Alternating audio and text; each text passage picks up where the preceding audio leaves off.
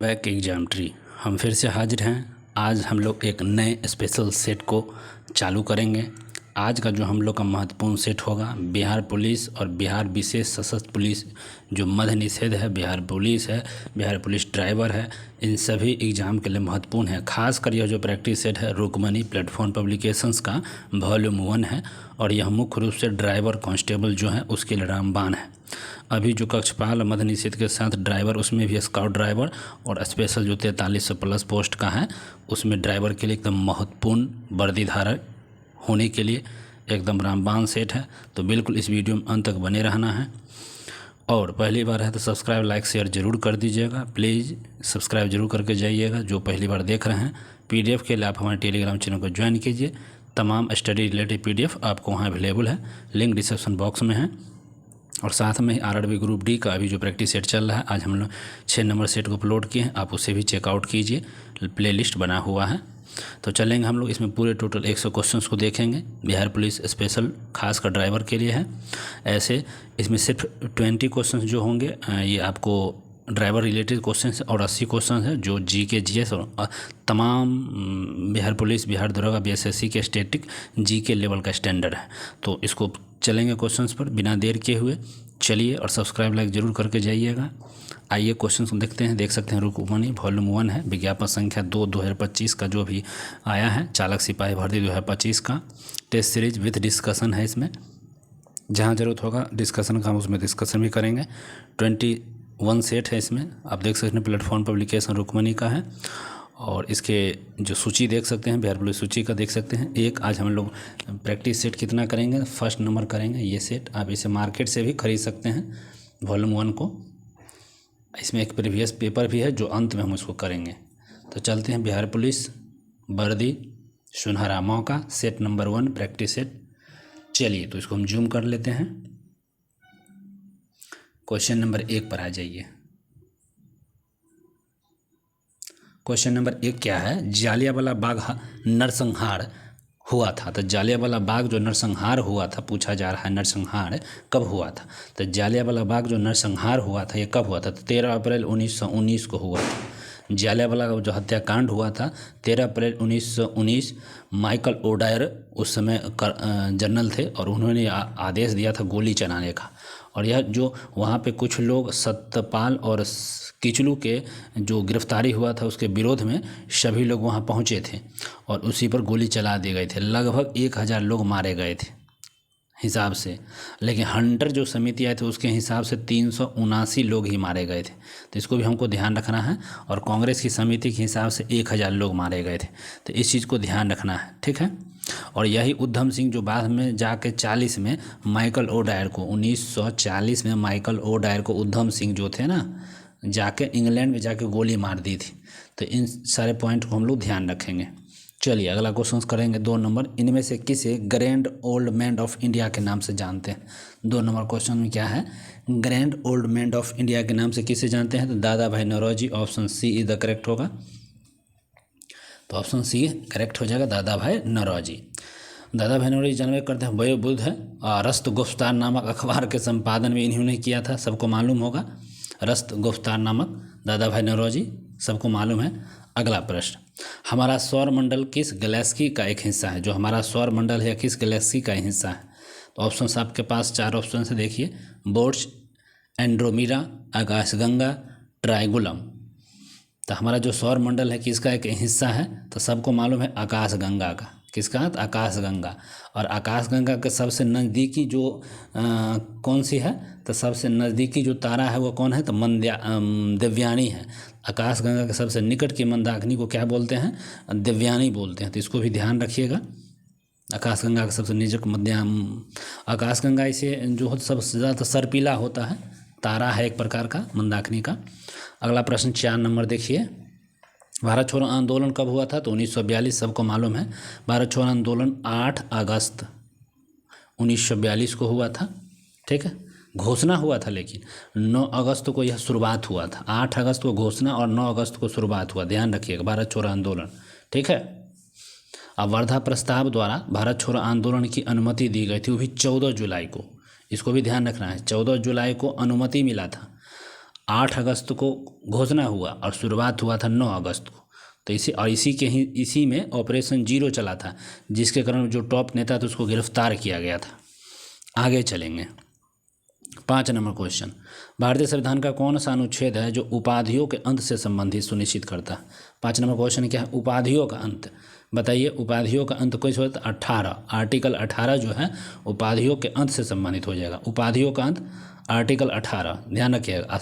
और 25 में कितना हो जाएगा? सबको मालूम है 25 में कौन सा है? तो अंतःकरण की स्वतंत्रता है, धार्मिक स्वतंत्रता भी इसमें कह सकते हैं, अंतःकरण की स्वतंत्रता। 23 आर्टिकल को भी देख लीजिए, मानव दुर्व्यवहार और बलात् श्रम निषेध है। 23 आर्टिकल कौन हो जाएगा? मानव जो दुर्व्यवहार और बलात् श्रम निषेध है, आर्टिकल 23। और आर्टिकल 22 की बात करिएगा तो कुछ दशाओं में गिरफ्तारी और निरोध संरक्षण हो जाएगा। ये 22 वाला जो है कुछ दशाओं में गिरफ्तारी और निरोध के लिए संरक्षण संबंधित आर्टिकल 22। नेक्स्ट क्वेश्चन करते हैं 6, विश्व के सबसे बड़ी प्रवाल भित्ति कहाँ पाई जाती है? सबसे बड़ा प्रवाल भित्ति की बात होगा तो ये किस देश में पाया जाता है? तो बी इज द करेक्ट हो जाएगा, ऑस्ट्रेलिया में पाया जाता है। सबसे बड़ी प्रवाल भित्ति कहाँ पाया जाएगा? तो ऑस्ट्रेलिया में। देखिए प्रवाल कम गहराई वाले में पाया जाता है, बहुत कम गहराई में, क्योंकि अधिक गहराई पर सूर्य का प्रकाश नहीं जाएगा, नहीं ऑक्सीजन की कमी होगी। कम गहराई में प्रवाल भित्ति होती है तो हम लोग जाता है। लेकिन जो हरे प्रवाल होते हैं, हरे शैवाल वगैरह होते हैं, उसमें क्या होता है? क्लोरोफिल पाया जाता है, भूरा व्हाइट में नहीं पाया जाता। तो इसको ऑस्ट्रेलिया ध्यान रखेंगे। अगला, भारतीय स्टेट बैंक की स्थापना पूछ दिया है, एसबीआई का पूछा है। स्टेट बैंक होता है SBI, state bank of India. SBI का स्थापना कब हुआ था? तो ऑप्शन के हिसाब से अगर देखिएगा तो एसबीआई का स्थापना यहाँ जो दिया हुआ है 1951, 1851 और 1848 और 1806। तो ऑप्शन के हिसाब से हम चलेंगे तो कब हुआ? सो बताइए। तो एसबीआई भारतीय स्टेट बैंक की स्थापना कब हुआ? 1955 में हुआ था एसबीआई का, 1 अप्रैल 1955। तो भारतीय स्टेट बैंक जो है स्थापना अकॉर्डिंग टू ऑप्शन, अगर इसमें इसका आंसर लेना चाहिए तो 55 होना चाहिए, लेकिन अगर ऐसे कहिएगा तो 1806, क्योंकि bank of Calcutta, bank of Bombay और बैंक ऑफ मद्रास तीनों को मिलाया गया था। 1800 बता देते हैं, 1806 बैंक ऑफ पहले कलकत्ता, फिर बम्बई 1840 और फिर 1843 कौन तो का मद्रास 1843। इस तीनों को मिला दिया गया था। जब मिला के बनाया गया था 1921 में इम्पीरियल बैंक, 1921 में इम्पीरियल बैंक, और इसी का नाम बदल दिया गया था 1 अप्रैल 1955 को एसबीआई के रूप में। तो अब ध्यान रहेगा। चलिए अगला क्वेश्चन, कौन सी नदी अरब सागर में गिरती है? कौन सी नदी है जो अरब सागर में जाकर गिरती है? बहुत वीवीआई क्वेश्चंस। कौन सी नदी अरब सागर में जाकर गिरती है? तो गोदावरी, लूनी, साबरमती और कृष्णा। तो इन तीनों ऑप्शन चारों में से साबरमती जो है अरब सागर में जाके गिरती है। ठीक है, अरब सागर में। ठीक है, गिरने वाली नदी का और नाम कौन है? तो माही नदी, नर्मदा नदी, ताप्ती नदी, ठीक है, उसके बाद मांडवी नदी, जुआरी नदी, शरावती नदी। ये सब कहाँ हैं? तो अरब सागर में गिरने वाली नदी है। लेकिन लूनी जो नदी ऑप्शन दिया है यह कक्षकरण में विलुप्त हो जाती है। गोदावरी जो नदी ऑप्शन में अब दिया हुआ है, कृष्णा और गोदावरी बंगाल की खाड़ी में जा गिरती है। तो ये दोनों गिरेगी इधर और लूनी तो विलुप्त हो जाता है। तो सारा कुछ हम बता दिए हैं, ध्यान रखेंगे। अगला क्वेश्चन है, काली मिट्टी मुख्य रूप से इनमें से किस राज्य में पाई जाती है? तो काली मिट्टी जो पाई जाती है किस राज्य में पाई जाती है? तो ये महाराष्ट्र में, ए ऑप्शन करेक्ट। काली मिट्टी मुख्य रूप से महाराष्ट्र में पाई जाती है। तो ध्यान रखना है, महाराष्ट्र में काली मिट्टी पाई जाती है। ऐसे जलोढ़ मिट्टी जो होता है सबसे अधिक क्षेत्रों में फैला होता है, 40% भूभाग पर फैला हुआ है। तो काली मिट्टी महाराष्ट्र, गुजरात, उधर का थोड़ा मध्य प्रदेश, तमिलनाडु, ये सब क्षेत्रों में क्या होता है? काली मिट्टी मिलती है। अगला क्वेश्चन, भारत का राष्ट्रीय पुस्तकालय कहाँ स्थित है? तो भारत का जो राष्ट्रीय पुस्तकालय है वो कहाँ स्थित है? तो ये राष्ट्रीय पुस्तकालय Delhi, Mumbai, Chennai, Kolkata. Kolkata is the right. Bharat का राष्ट्रीय पुस्तकालय कोलकाता है और इसकी स्थापना 1948 में हुआ था। तो इसे भी ध्यान रखेंगे, इसकी स्थापना 1948 में हुआ था। ठीक है, नेक्स्ट क्वेश्चन करते हैं 11, टीपू सुल्तान की राजधानी क्या है? बिल्कुल, टीपू सुल्तान की अगर राजधानी की बात करिएगा तो ये कहाँ है? तो टीपू सुल्तान की राजधानी है जो है श्रीरंगपट्टनम। तो श्रीरंगपट्टनम का option B is the correct होगा। बी जो करेक्ट ऑप्शन है श्रीरंगपट्टनम हो जाएगा टीपू सुल्तान की राजधानी। और श्रीरंगपट्टनम की संधि हुई थी, कब हुई थी? तो 1700 1792 में। श्रीरंगपट्टनम की संधि भी एक हुई थी 1792 में, ठीक है। और हैदर अली द्वारा मैसूर की स्थापना कब हुआ था? तो 1761 में। इसको भी हम बता देते हैं 1761। 92 में श्रीरंगपट्टनम की संधि हुई थी और टीपू सुल्तान 1799 में चौथे मैसूर युद्ध में मारा गया था। तो इस सारे ध्यान को 1799 में, तो इसको भी हम ध्यान में रखिएगा। चलिए अगला क्वेश्चन कर लेते हैं। नौजवान सभा की स्थापना किसने किया था? नौजवान सभा की पूछेगा, नौजवान सभा की स्थापना किसने किया था? तो नौजवान सभा की स्थापना की अगर बात किया जाएगा तो ये भगत सिंह हो जाएंगे। नौजवान सभा की स्थापना किसने किया? तो भगत सिंह ने किया है। और भगत सिंह की बात हो रहा है। और भी नौजवान सभा की स्थापना कब किया गया था? तो 1926 में। इसको भी ध्यान रख लीजिएगा। नौजवान सभा 1926, ठीक है, इसको ध्यान रखिएगा। अगला बात अगर यहाँ करते हैं तो इसमें ऑप्शन चित्तरंजन दास जी है। चित्तरंजन दास को हम क्या बोलते हैं? देशबंधु बोलते हैं। सी ऑप्शन में सुभाष चंद्र बोस है, इसको नेताजी के नाम से हम जानते हैं। और लाला हरदयाल है, उन्होंने किसकी स्थापना किया था मालूम है ना? गदर पार्टी का स्थापना किया था 1913 में, ठीक है, वो भी 1 नवंबर 1913 में, ठीक है। तो सारे ऑप्शंस को मैंने क्लियर किया है। चलिए अगला क्वेश्चन पे आ जाइए। अगला क्वेश्चन 13 नंबर है। 13 नंबर क्वेश्चन क्या है? ब्रह्म समाज की स्थापना का श्रेय किसे जाता है? तो ब्रह्म समाज की स्थापना की अगर बात किया जाएगा तो इसका श्रेय जाता है राजा राम मोहन राय को। ब्रह्म समाज की स्थापना का श्रेय किसे जाएगा? तो राजा राम मोहन राय को जाएगा। और इसका स्थापना कब हुआ था? तो 1928 में। स्मॉल डेट की बात करिएगा तो 20 अगस्त 1928। ब्रह्म समाज की स्थापना स्मॉल डेट की बात करिएगा तो 20 अगस्त 1928 को कलकत्ता में हुआ था। इसको भी ध्यान लीजिए, कहाँ हुआ था? कलकत्ता में, ठीक है, कलकत्ता में। किसका? तो ब्रह्म समाज का स्थापना। अगला क्वेश्चन करेंगे 14 नंबर क्वेश्चन क्या है? सेंटियागो राजधानी है, माने किस देश की राजधानी सेंटियागो है? सीधा सीधी, सेंटियागो किस देश की राजधानी है? तो चिली की राजधानी सेंटियागो है। ध्यान रखेंगे, चिली की जो राजधानी है सेंटियागो, ठीक है, चिली की राजधानी सेंटियागो है। सेंटियागो स्पेनिश, जानवे करते स्पेनिश देश है सेंटियागो, ठीक है। और इसी की राजधानी क्या है? सेंटियागो। और कुछ इसमें देख सकते हैं। अच्छा, चिली में है चूकी माता, जो तांबे की खान है, चिली में ही है, बहुत इंपॉर्टेंट है। चूकी माता जो तांबे की खान होती है चिली में ही है, तो इसको भी ध्यान रखिएगा आप लोग। आगे चलेंगे 15। भूकंप की प्रबलता मापी जाती है। भूकंप की प्रबलता, ठीक है, प्रबलता मापी जाती है किससे? तो भूकंप की प्रबलता मापी जाती है रिक्टर पैमाने के द्वारा भूकंप की तीव्रता मापी जाती है। ध्यान रखेंगे, रिक्टर पैमाने पर भूकंप की तीव्रता मापी जाती है। और भूकंप की तीव्रता में जो 1 से लेकर 14 का इसका माप होता है। 3 प्रकार का स्केल होता है भूकंप में, लेकिन यहाँ रिक्टर स्केल पे ही मापा जाता है। सिस्मोलॉजी इसका अध्ययन होता है। अगला प्रश्न है, श्रीलंका की राजधानी कहाँ है? श्रीलंका की राजधानी करिएगा तो श्री जयवर्धनेपुरा है। श्री जयवर्धनेपुरा, ध्यान रखिएगा। श्रीलंका की राजधानी इससे पूर्व कोलंबो था, ठीक है। श्री जयवर्धनेपुरा 16 का 1 is the correct. 17 number question, Brazil की मुद्रा क्या है? ब्राज़ील की मुद्रा रियल होती है, रियाल नहीं, real, B is the correct होगा, रियल होती है। रियाल ये सऊदी अरब की मुद्रा है, ध्यान रखिएगा, ठीक है। और ये रूबल किसका है? रूस की मुद्रा है। अब बिर किसका है? तो इथोपिया की मुद्रा है। और सऊदी अरब की मुद्रा है रियाल। तो सारा हम बता दिए हैं। अगला क्वेश्चन 18, निम्नलिखित में से किस राज्य से होकर कर्क रेखा गुजरती है? कर्क रेखा किस राज्य से होकर गुजरती है? कर्क रेखा किस राज्य से होकर गुजरती है? पंजाब से नहीं गुजरती है, महाराष्ट्र, मध्य प्रदेश, असम। तो ये मध्य प्रदेश जो आपका हो जाएगा इसी से गुजरता है। 8 राज्यों से गुजरता है कर्क रेखा, सबको मालूम ही होगा। 8 राज्यों में कौन कौन है? तो गुजरात है, राजस्थान, मध्य प्रदेश, छत्तीसगढ़, झारखंड, पश्चिम बंगाल, त्रिपुरा, मिजोरम। इन 8 राज्यों से क्या होती है? कर्क रेखा गुजरती है। अगला प्रश्न करेंगे, हिमालय पर्वत के उत्तरी पर्वतमाला का नाम क्या है? हिमालय पर्वत के उत्तरी पर्वतमाला के अगर नाम पूछेगा तो हिमाद्री है। क्या नाम है? तो हिमाद्री। हिमालय पर्वत की 4 श्रेणियाँ होती हैं, ठीक है, महान, लघु, मध्य और शिवालिक। तो ये 4 श्रेणियाँ हिमालय के, लेकिन उत्तरी पर्वतमाला हिमाद्री है, ठीक है, हिमाद्री। अगला क्वेश्चन 20 है, भारत का सक्रिय ज्वालामुखी। तो एकमात्र सक्रिय ज्वालामुखी है जो बैरन द्वीप है। बैरन द्वीप है, अंडमान निकोबार में है बैरन द्वीप, और यही बैरन द्वीप पर स्थिति है। भारत का एकमात्र सक्रिय ज्वालामुखी है, अंडमान निकोबार का हिस्सा है बैरन द्वीप, जो पोर्ट ब्लेयर से 140 किलोमीटर दूर है। तो इसको ध्यान रखिएगा, ठीक है, बैरन द्वीप है।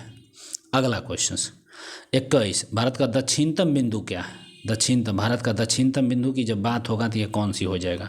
तो भारत का जो दक्षिणतम बिंदु है यह हो जाएगा इंदिरा पॉइंट। दक्षिणतम बिंदु कौन सा है? तो इंदिरा पॉइंट। इंदिरा कॉल जो है यह आपके उत्तर हो जाएगा, ठीक है, उत्तरी बिंदु। चलिए अगला क्वेश्चन कर लेंगे। ध्यान रखिएगा इंदिरा पॉइंट ध्यान रखना है। उत्तर से दक्षिण की अगर लंबाई पूछ दीजिएगा तो 3214 किलोमीटर, आप पश्चिम से पूरब करिएगा तो 2933 किलोमीटर लंबाई। ध्यान रखना है इन सारे क्वेश्चंस को। अगला प्रश्न हो जाएगा, विश्व की सबसे लंबा बांध कौन है? विश्व का सबसे लंबा बांध कौन सा है? विश्व का सबसे लंबा बांध कौन है? तो इसमें ऑप्शन ए जो है हीराकुंड बांध हो जाएगा, आपका करेक्ट हो जाएगा। हीराकुंड बांध ए इज द करेक्ट ऑप्शन है। विश्व का सबसे लंबा बांध की बात करिएगा तो हीराकुंड बांध होगा, ठीक है। और हीराकुंड जो बांध है ध्यान रखिएगा ये 4800 मीटर, इसकी बांध जो है 4800 मीटर है और महानदी उड़ीसा में स्थित है, ठीक है। उड़ीसा में स्थित है महानदी पर, ध्यान रखना है इस क्वेश्चन को, ठीक है।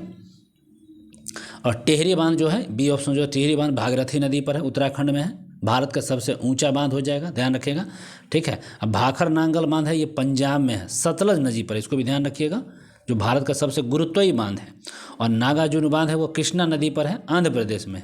तो इन सारे प्रश्न को भी ध्यान रखेंगे। अगला क्वेश्चन 23 नंबर है, कौन सी नदी अरब सागर में गिरती है? पूछा गया है कौन सी नदी है जो अरब सागर में जाके गिरती है। तो कौन सी नदी है जो अरब सागर में जाके गिरेगी? तो ये नर्मदा नदी है, जो बिल्कुल अभी बताए ही थे, नर्मदा नदी अरब सागर में जाके गिरती है। तो कौन कौन नदी था अरब सागर में गिरने वाली? फिर से बोल देते हैं, माही, नर्मदा, ताप्ती, मांडवी, जुआरी और शरावती, ये सब नदी अरब सागर में जाके गिरती है। अगला क्वेश्चन भी कर लेते हैं 25 नंबर क्वेश्चन। 25 नंबर क्वेश्चन क्या है, भारत का वह राज्य जहाँ विश्व के थोरियम का विशाल भंडार है। तो थोरियम का सबसे बड़ा विशाल भंडार आपके केरल में है, ध्यान रखिएगा कहाँ है? केरल में। बहुत इंपॉर्टेंट क्वेश्चन केरल।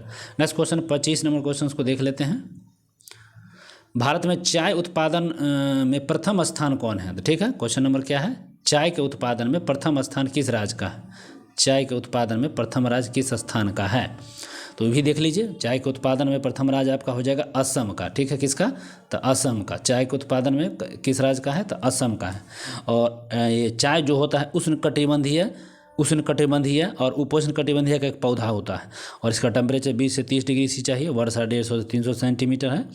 तो इन सब चीज़ों को आप लोग ध्यान रखेंगे। अगला क्वेश्चन 26 नंबर।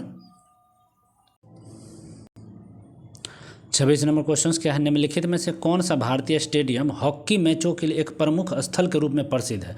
अब हॉकी मैच के लिए आपके पास 4 गो है, किस मैच के लिए पूछा है भैया?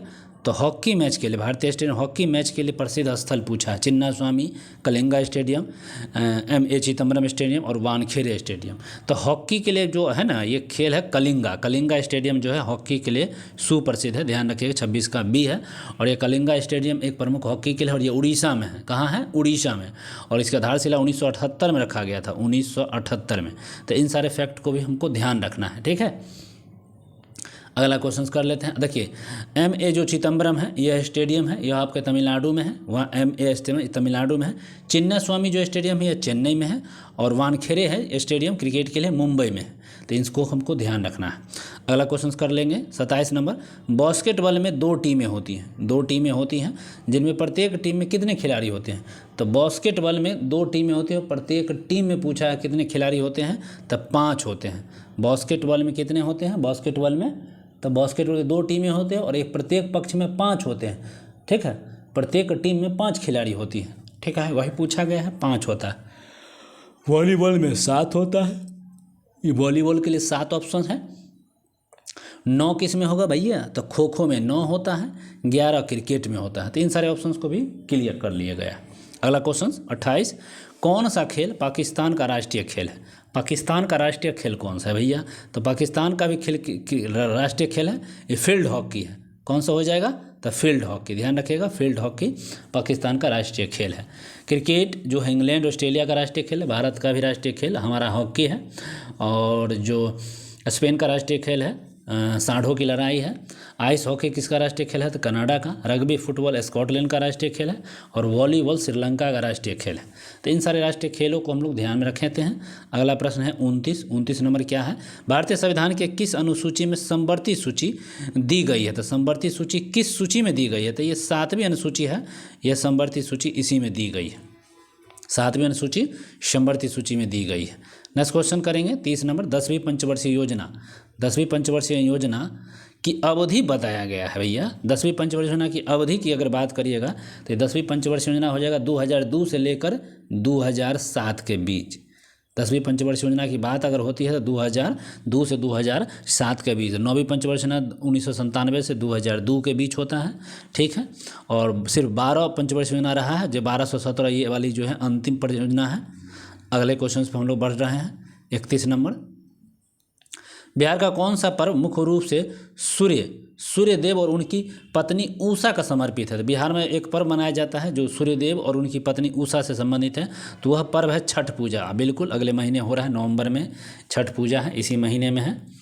तो एक आस्था का पर्व बिहार वासियों के लिए महत्वपूर्ण पर्व है। तो इसी में उस सूर्य और उनकी पत्नी उषा था, ठीक है, उन्हीं के लिए है। अगला प्रश्न है 32। विश्व प्रसिद्ध मधुबनी चित्रकला, मधुबनी चित्रकला का संबंध बिहार से ही है, लेकिन पूछा जा रहा है किस क्षेत्र से है? तो मधुबनी चित्रकला का जो संबंध है मिथिला क्षेत्र से है, ठीक है, मिथिला क्षेत्र। मधुबनी चित्रकला का संबंध मिथिला क्षेत्र से। अगला प्रश्न 33।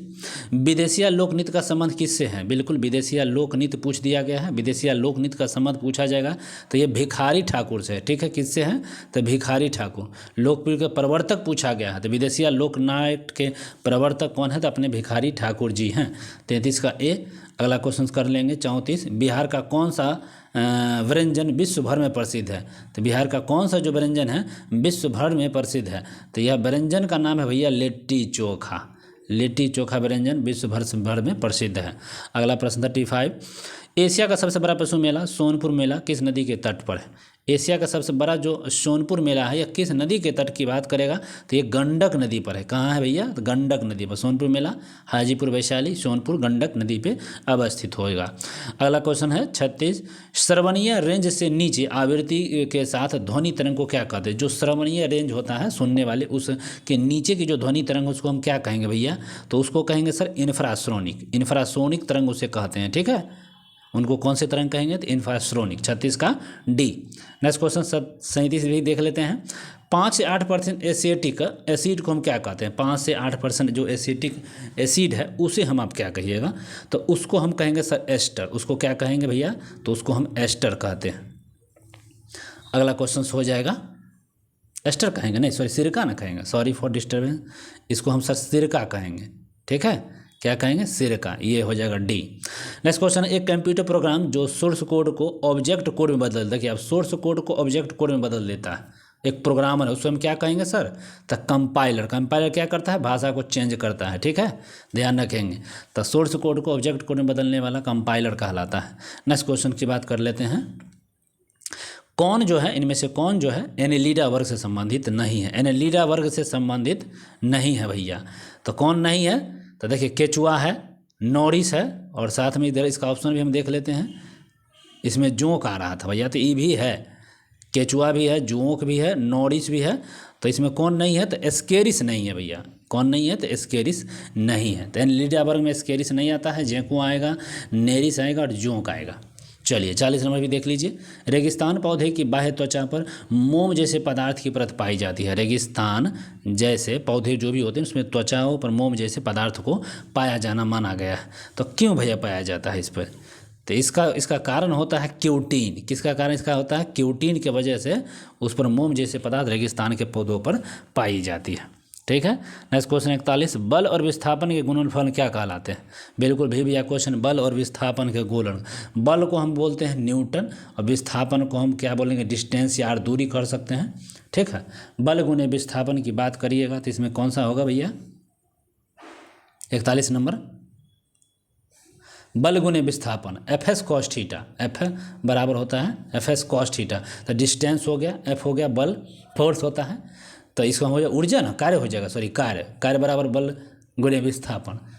चलिए तो मिल भी गया सी। नेक्स्ट क्वेश्चन है 42। जब एक धातु पानी के साथ अभिक्रिया करती है तो कौन सी गैस निकलती है? जब एक धातु पानी के साथ अभिक्रिया करती है तो वह कौन सी गैस निकालती है? तो वह गैस जो निकालेगा भैया हाइड्रोजन गैस को निकाल देता है। जो पानी के साथ अभिक्रिया करेगा ना तो वह हाइड्रोजन गैस को निकाल देता है। अगला क्वेश्चन 43।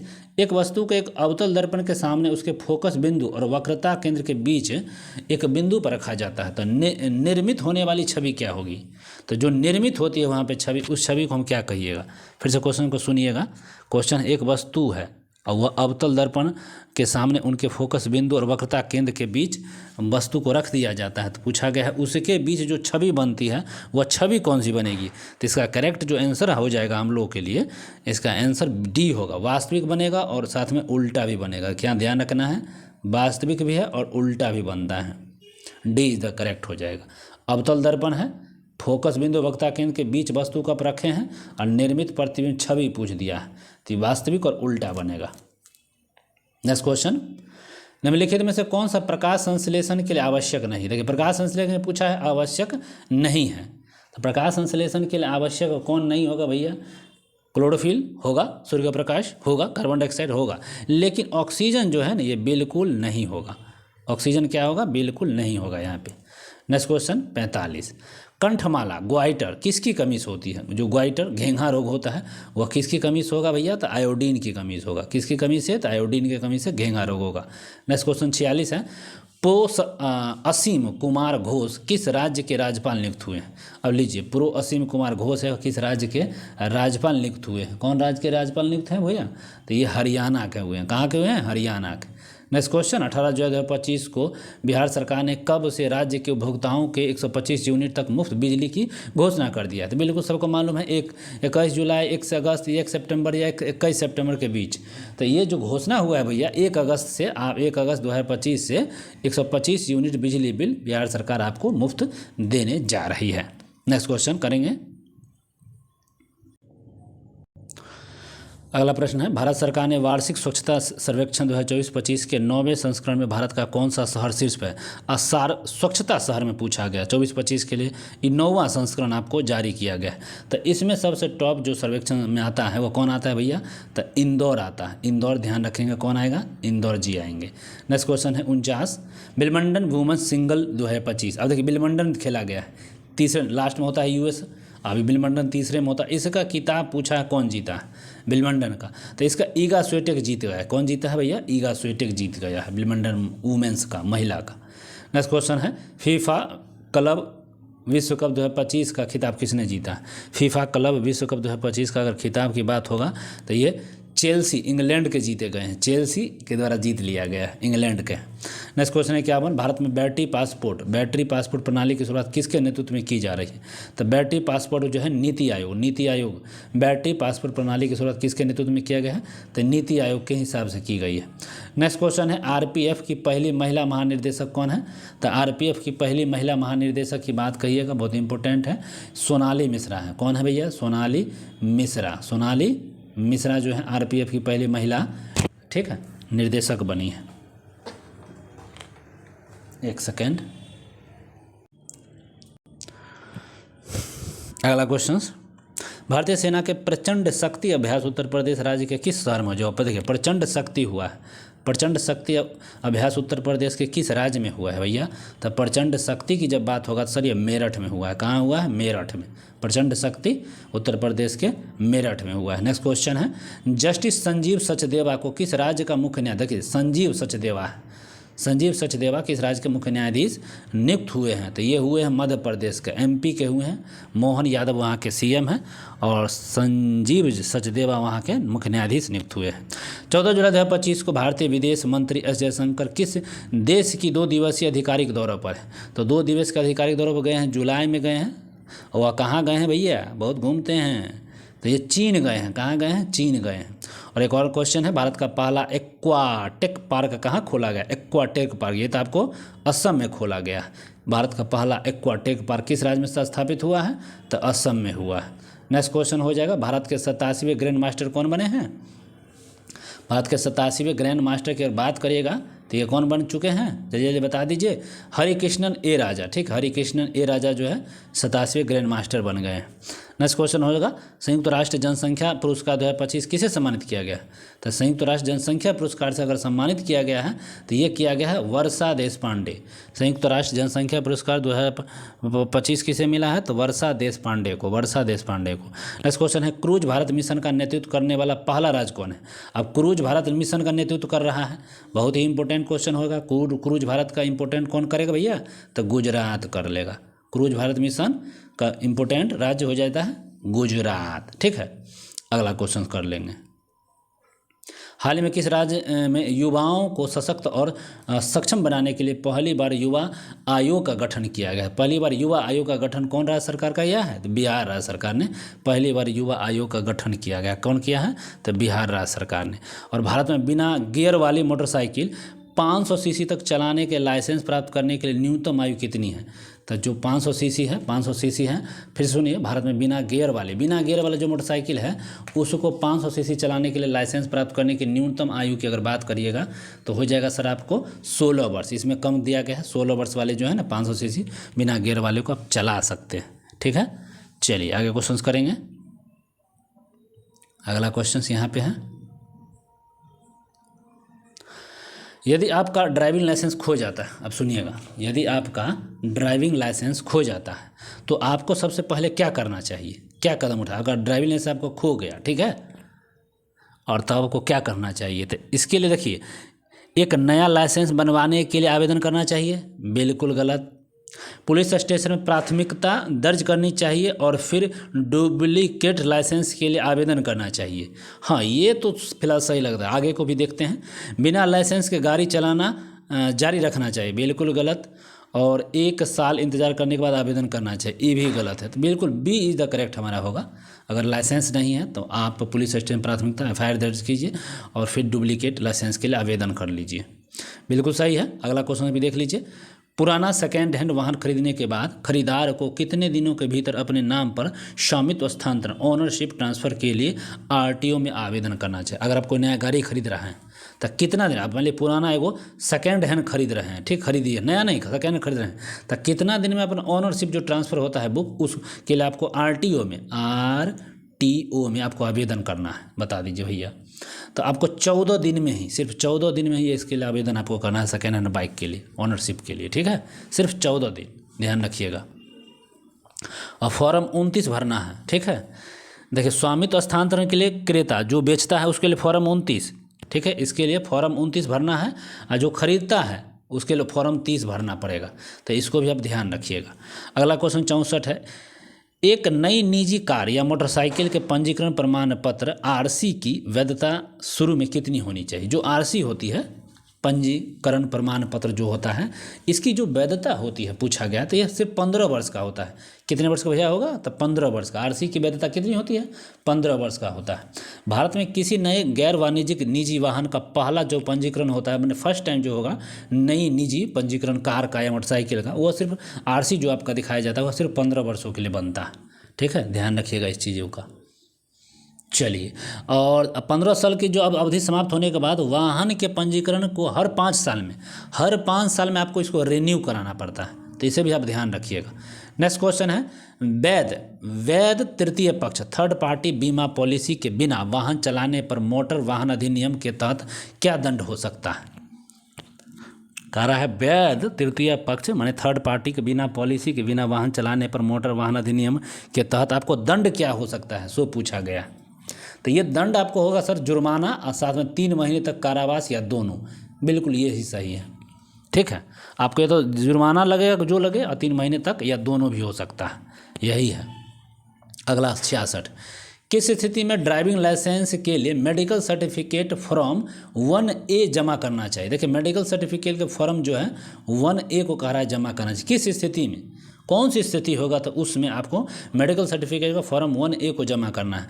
तो देखिए, जो कमर्शियल परिवहन वाहन के लाइसेंस के लिए या 40 वर्ष से अधिक आयु के आवेदक द्वारा लाइसेंस के नवीनीकरण के लिए आपको देना पड़ेगा। ठीक है, 40 वर्ष से अधिक या कमर्शियल वाहन या 40 वर्ष से अधिक वाले के लिए। चलिए, अगला क्वेश्चन 67, क्या भारत का कोई व्यक्ति कानूनी रूप से एक ही समय में या एक से अधिक ड्राइविंग लाइसेंस रख सकता है? क्या आप एक ही समय में एक से अधिक ड्राइविंग लाइसेंस रख सकते हैं? सो पूछा गया है। तो इसका मतलब होता है नहीं। एक मोटर वाहन अधिनियम 1988, मोटर वाहन अधिनियम क्या है तो 1988 के तहत एक दंडनीय अपराध है, आप नहीं रख सकते हैं, बिल्कुल नहीं, आप एक से अधिक नहीं रख सकते हैं। और मोटर वाहन अधिनियम 1988 के तहत यह दंडनीय अपराध है। नेक्स्ट क्वेश्चन है, हाँ बोला गया, सॉरी 68, वाहन के पंजीकरण का नवीनीकरण के लिए आवेदन कब किया जाता है? अगर वाहन का जो पंजीकरण रिन्यूअल कराना है, रजिस्ट्रेशन नवीनीकरण के लिए आवेदन कब किया जाना चाहिए? तो ये आवेदन पंजीकरण की समाप्ति तिथि से 60 दिनों से अधिक पहले नहीं हो। पंजीकरण की समाप्ति तिथि से 60 दिनों से अधिक पहले नहीं होना चाहिए। पंजीकरण की तिथि 60 दिन से अधिक नहीं होना चाहिए। 68 के बी। नेक्स्ट क्वेश्चन है, यातायात पुलिस अधिकारी या वाहन विभाग अधिकारी द्वारा मांगे गए एक ड्राइवर को कौन से दस्तावेज मूल या डिजिटल रूप में प्रस्तुत करना अनिवार्य है? यातायात पुलिस अधिकारी या वाहन परिवहन के अधिकारी द्वारा मांगे गए एक ड्राइवर को कौन सा दस्तावेज मूल या डिजिटल रूप से प्रस्तुत करना पड़ेगा? या तो मूल या डिजिटल रूप से दीजिए, कौन देना पड़ेगा आपको? सो पूछा गया। तो ड्राइविंग लाइसेंस, पंजीकरण प्रमाण पत्र, बीमा प्रमाण पत्र और प्रदूषण नियंत्रण प्रमाण पत्र, 4 चीज़ आपको देना है। अगर कोई चेकिंग टाइम मांगता है तो आरसी दीजिए, अगर आपके पास बीमा प्रमाण पत्र तो वो दिखा सकते हैं, प्रदूषण और ड्राइविंग लाइसेंस, आरसी, ड्राइवरी, बीमा प्रमाण पत्र या प्रदूषण, कम से कम 3 को तो चाहिए, बीमा प्रमाण पत्र, बाकी सारा कुछ, तो ये सब आपको देना पड़ेगा। नेक्स्ट क्वेश्चन हो जाएगा। नेक्स्ट क्वेश्चन है, अंतर्राष्ट्रीय ड्राइविंग परमिट, जिसको बोलते हैं इंटरनेशनल ड्राइविंग परमिट IDP, कौन जारी करता है? बिल्कुल VVI क्वेश्चन है। अंतर्राष्ट्रीय ड्राइविंग जो परमिट होता है उसको जारी भाई कौन करता है? तो आवेदक के क्षेत्र से संबंधित क्षेत्रीय परिवहन कार्यालय, जो RTO होता है वही जारी भी करता है। इंटरनेशनल ड्राइविंग परमिट भी आपको RTO ही देगा भैया, इसके लिए कोई दिक्कत की बात नहीं है।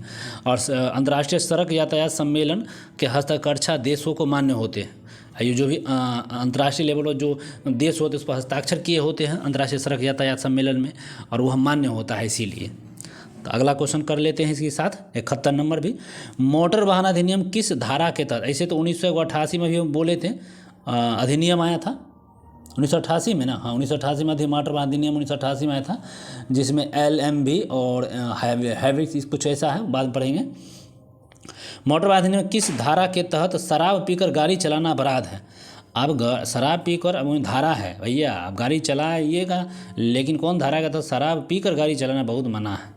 तो इसके तहत धारा 185 है भैया, धारा 185 के तहत आप शराब पीकर गाड़ी नहीं चलाइएगा। नेक्स्ट क्वेश्चन, अगला क्वेश्चन है, शिक्षार्थी लाइसेंस जारी होने की तारीख कितनी अवधि से वैध है? तो शिक्षार्थी लाइसेंस जो है यह कितनी तारीख से अवैध माना गया है? मतलब लर्नर्स जो लाइसेंस होते हैं, लर्नर लाइसेंस जो होते हैं, उसको जारी होने की तारीख से कितनी अवधि के लिए वो वैध होता है लर्नर्स? तो वह सिर्फ 1 साल के लिए वैध होगा भैया, 1 साल के लिए, सिर्फ 1 साल के लिए वह वैध होता है। अगला क्वेश्चन, सड़क पर बनी जेब्रा लाइन किसके लिए होती है? बिल्कुल सही, जो जेब्रा लाइन होता है सड़क पर बनल, अगर एक जेब्रा लाइन आपको मिल जाएगा तो पैदल यात्री की सड़क करने के लिए होता है। किसके लिए होता है? तो पैदल यात्रियों के लिए पार करने के लिए जेब्रा लाइन्स बना होता है, जेब्रा लाइन्स, ठीक है। जेब्रा लाइन्स किसके लिए? तो पैदल यात्री उससे पार करता है, इसीलिए जेब्रा लाइन लिखा होता है। चलिए अगला क्वेश्चन देख लीजिए, अष्टकोणीय 8 भुजाओं वाला यातायात संकेत क्या अर्थ होता है? अष्टकोणीय है, अब अष्टकोणीय 8 भुजाओं वाला यातायात संकेत क्या है? अब अष्टकोणीय जो यातायात का संकेत हो गया, रुको, स्टॉप होता है, अष्टकोणीय ऐसे अष्टकोणीय लिखा होता है तो स्टॉप, रास्ता क्या है? स्टॉप, रुको, बंद, बी। नेक्स्ट क्वेश्चन है, PUC प्रमाण पत्र का पूर्ण रूप क्या है? PUC प्रमाण पत्र का पूर्ण रूपेण क्या है? PUC प्रमाण पत्र का पूर्ण रूपेण की बात कीजिएगा तो भैया कौन सा हो जाएगा? PUC। तो PUC pollution under control, PUC, ठीक है, PUC pollution under control, B. Next question 76, त्रिकोणीय आकार वाले यातायात संकेत क्या है? अब त्रिकोणीय आकार वाले यातायात संकेत पूछा गया। त्रिकोणीय आकार वाले यातायात संकेत की बात करेगा तो चेतावनी होता है भैया, चेतावनी। त्रिकोणीय यातायात संकेत चेतावनी, वार्निंग दर्शाता है, ठीक है। त्रिकोणीय संकेतों का उपयोग तीखे मोड़, संकरे पुल, फिसलन वाली सड़क या स्कूल के बारे में चेतावनी देती है त्रिकोणीय वाले, ठीक है।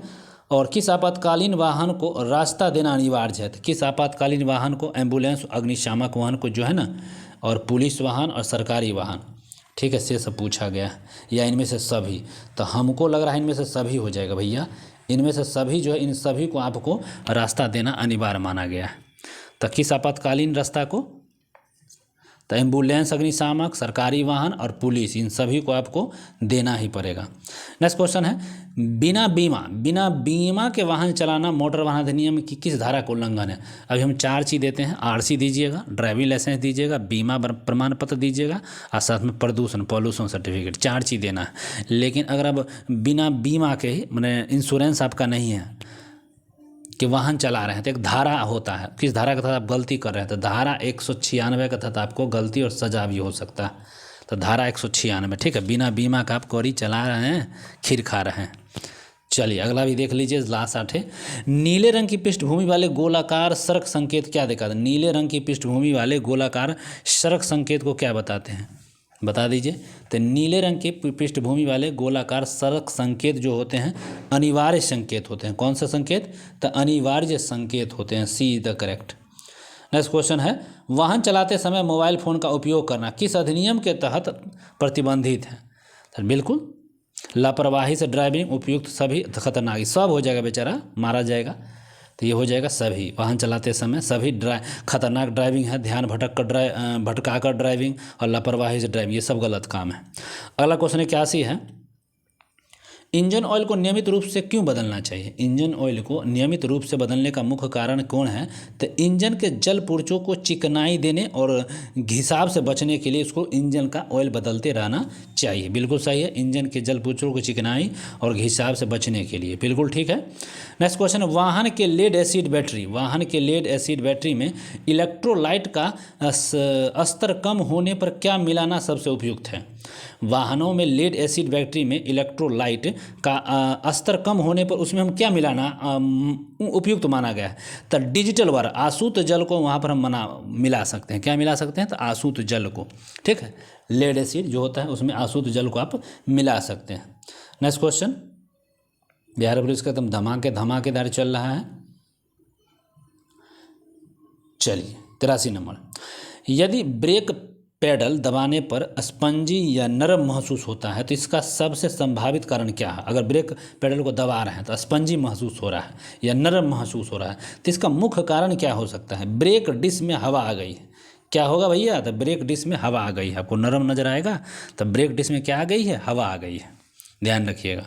नेक्स्ट क्वेश्चन होगा 84, गाड़ी में रेडिएटर का मुख्य कार्य क्या है? जो रेडिएटर रहता है उसमें मुख्य कार्य क्या होता है? बिल्कुल, रेडिएटर का मुख्य कार्य यही होता है सर, इंजन को उसके कार्यकारी तापमान पर बनाए रखना और ज़्यादा गर्म होने से रोकना। हमारा सी करेक्ट हो, रेडिएटर हो जाए गाड़ी में होता है, उसका यही कार्य है। नेक्स्ट क्वेश्चन है, टायरों के असमान रूप से घिसने का एक प्रमुख कारण क्या हो सकता है? जब टायर जो होते हैं वह असमान रूप से घिसने लगता है, उसका मुख्य कारण भैया क्या होगा? व्हील अलाइनमेंट का सही नहीं होना। जो व्हील अलाइनमेंट है वह सही नहीं है, इसीलिए वो घिसने लगता है। 86, पेट्रोल इंजन में स्पार्क प्लग का क्या काम है? जो, हाँ बिल्कुल, पेट्रोल इंजन में अगर स्पार्क प्लग लगा होता है उसका मुख्य कार्य क्या है सर? तो सिलेंडर के अंदर हवा ईंधन के मिश्रित को चिंगारी से प्रज्वलित करना।